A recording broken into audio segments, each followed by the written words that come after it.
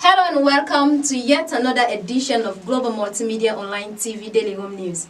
Presenting top stories here at our new headquarters company, Office 10 Aggie Drive off Teko Road, Makeni. Don't forget to subscribe and hit the bell icon to be notified on our new news bulletin with me, Trifina Elizabeth Coker.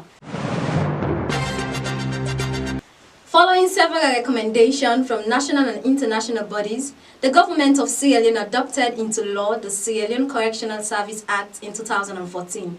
This development was meant to enable the institution to detain inmates using international human rights standards, which had been severely challenged by overcrowding, lack of infrastructure and resources, and poor functioning of the justice sector.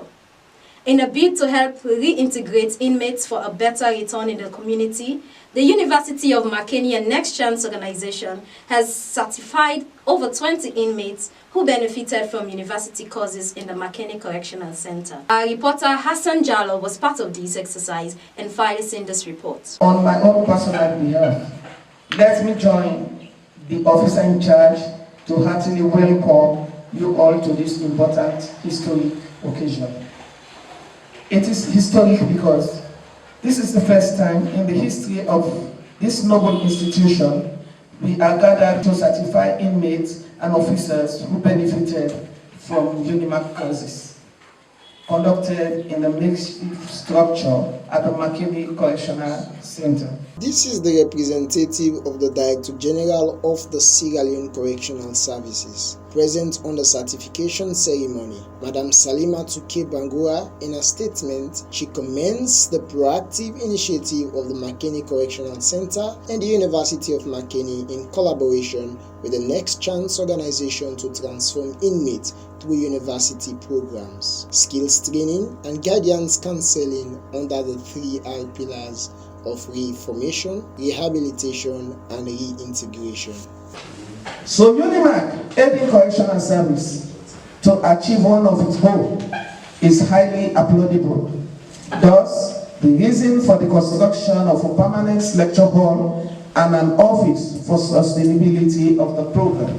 The Correctional Center is known as a habitat of convicted culprits who have been found guilty of certain offenses. But after its transformation from prison to correctional services years back, the institution now serves as a part of an integrated body of the government to help transform convicted inmates to better use the future through the provision of university courses and skills training to prevent re-offense of youth back to the centers after serving their time. This certification ceremony of the first cohort graduate in and from the correctional services attracted key stakeholders at regional and national level, who also commended the brilliant initiative of the Makeni Correctional Center in accepting private entities to capacitate inmates. The Bishop Paganelli, as our chairman rightly mentioned, honestly, we would not have been here this moment talking about certifying inmates if UNIMAC, under the auspices of Bishop Paganelli, has not opened the doors of academia for inmates to benefit. I'm sure the whole country, Makeni Correctional Center, is the first to introduce formal education or university education behind bars. Thank you very much, UNIMAC, particularly you, UPK. Colonel Silo David is the Director of Security and Operations and also the team lead technical support of the Sierra Leone Correctional Services. We want to ensure that there is absolute reform of these inmates and to ensure that they are rehabilitated and reintegrated back to the society. And this particular occasion that we are witnessing today is part of that rehabilitation mandate, where they are trying to ensure that these inmates are educated so that when they go back to society, they can add value to their communities. This first in a lifetime event graced and accustomed with turning off the swell for a permanent structure of the lecture room for universities classes in the Correctional Center. As you can all see, we address in the next chance of fit.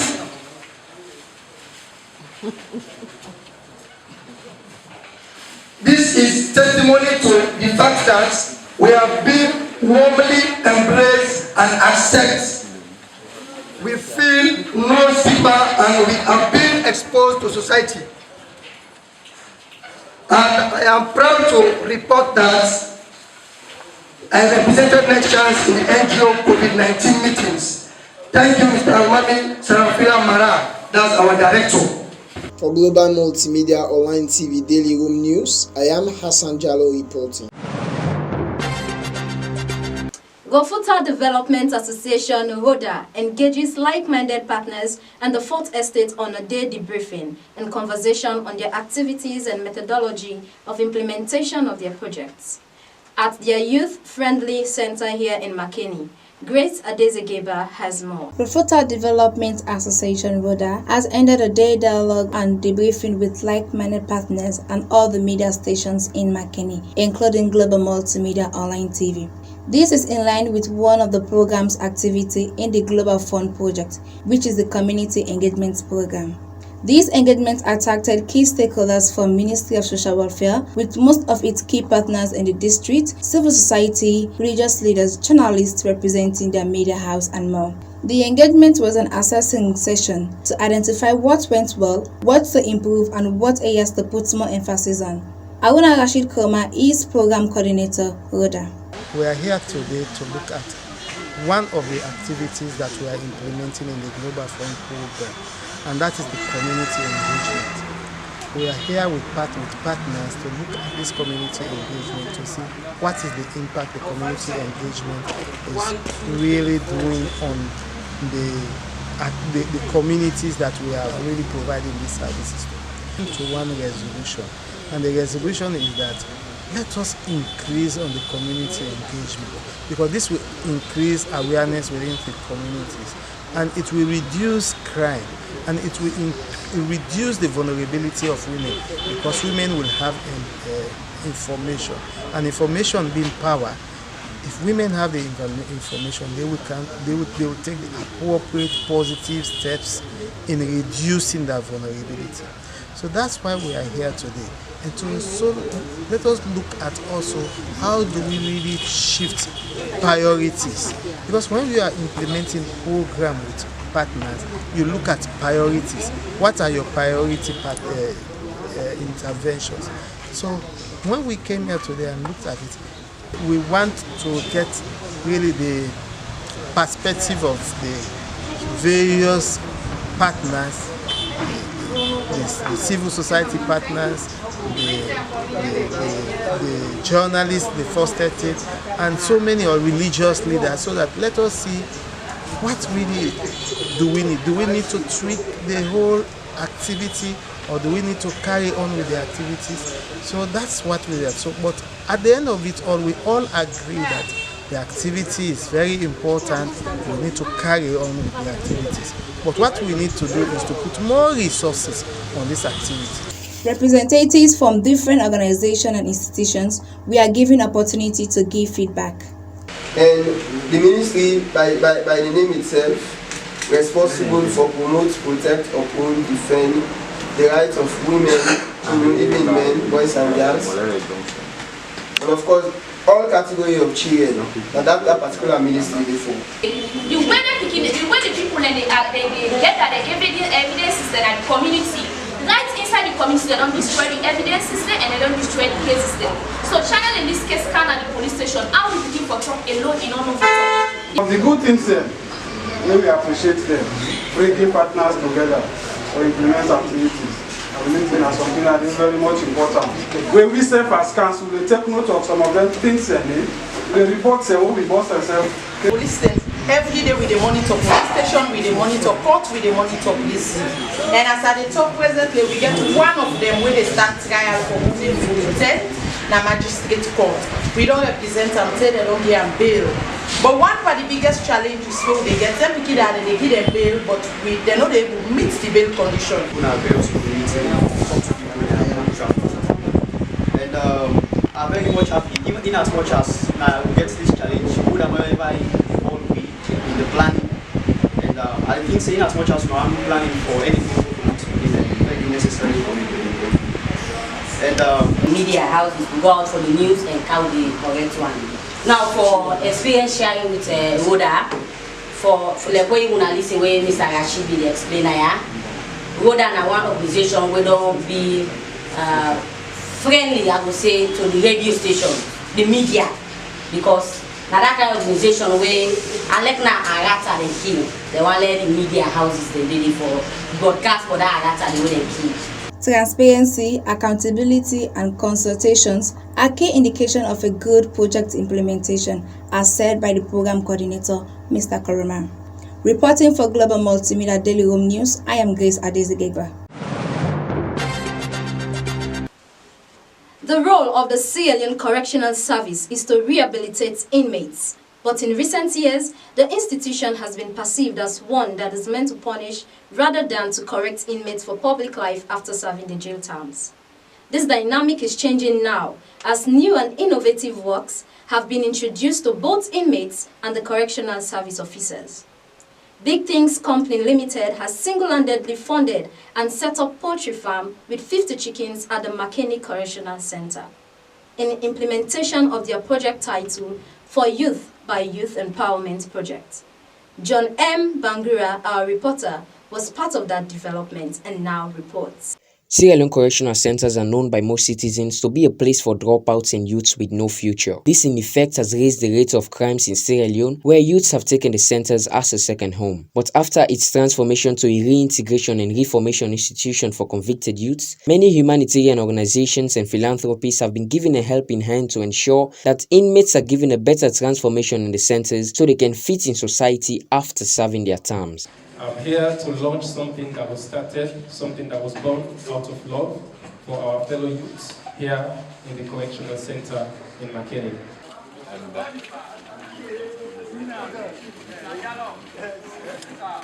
Thank you.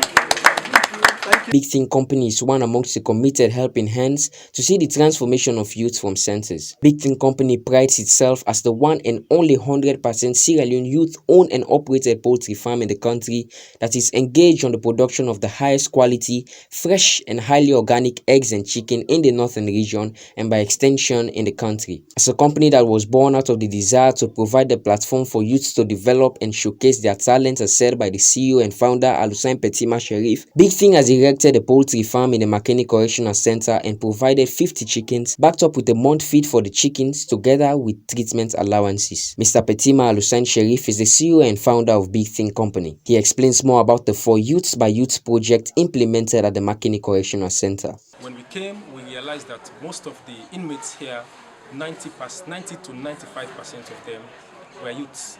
And so we felt touched and we decided to find a way to see how we can also help in the rehabilitation process in order to make them meaningful citizens when they go out after serving their terms. So we decided to set up a poultry farm.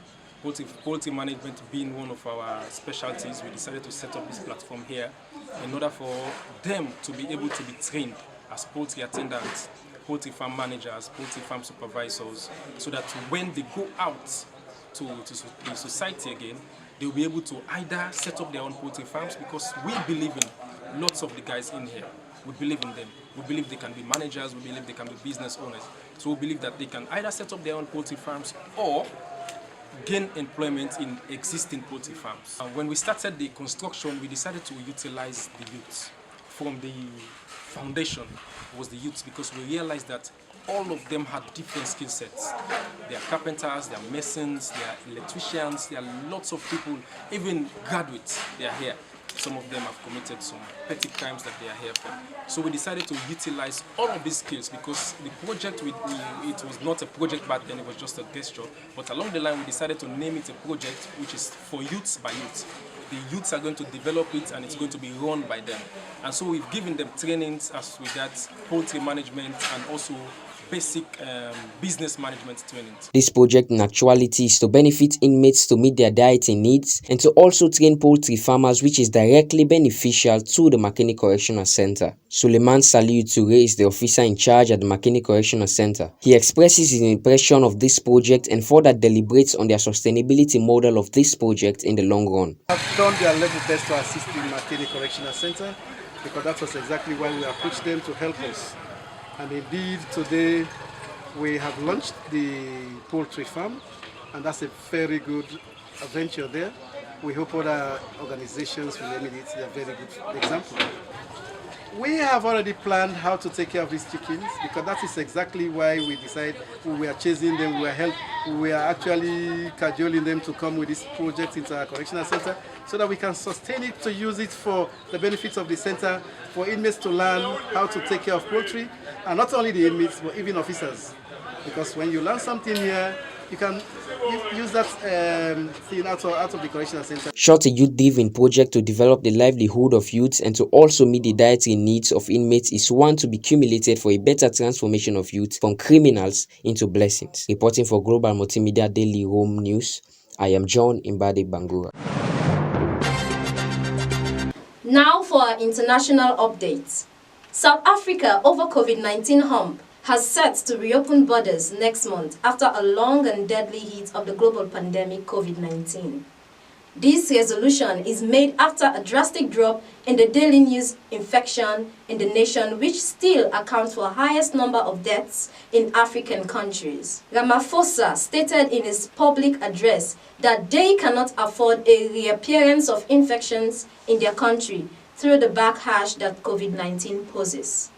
Desmond A.J. Farmer was in attendance and now reports. Ramaphosa stated in his public address that they cannot afford a resurgence of infections in their country with the backlash that COVID-19 poses. While speaking, he stated that a second wave will be devastating to the South African government and will again disrupt the economic and academic growth of the nation. He called upon patriots to take responsibility in ensuring the virus is driven totally from the nation. He established that the heads of state believes that there is sufficient capacity in the nation's health system to manage the current daily caseload, which rates at its peak in July saw a recorded 15,000 cases daily, but is now at 772 from official figures on Tuesday. Borders will reopen. He also affirmed that the visitors allowed to enter South Africa, that is, only countries deemed non-high risk of the COVID-19 will be required to show negative results from coronavirus test results taken at least 72 hours before departure. In addition, South Africans can now enjoy more relaxed guidelines at public gatherings, which will now be limited to a maximum of 250 people indoors and 500 outdoors. The Ministry of Health established that 142 people lost their lives due to the disease, bringing the death toll to 15,641. South Africa is a country that has conducted nearly 4 million coronavirus tests and over 583,000 people have recorded from the virus. For Global Multimedia Online TV Daily Home News, I am Desmond Alfred Jonathan, Farmer Report. This is all we have time for in today's edition of Global Multimedia Online TV Daily Home News. Don't forget to subscribe to our YouTube channel and our various social media platforms. Stay connected, stay blessed. COVID-19 is real and deadly. Good night. Cheers. This is Bombali District in the Northern Region.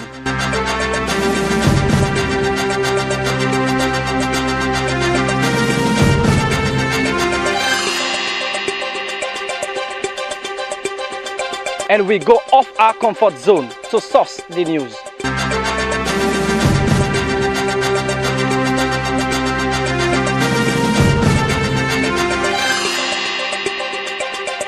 And this is Global Multimedia Online.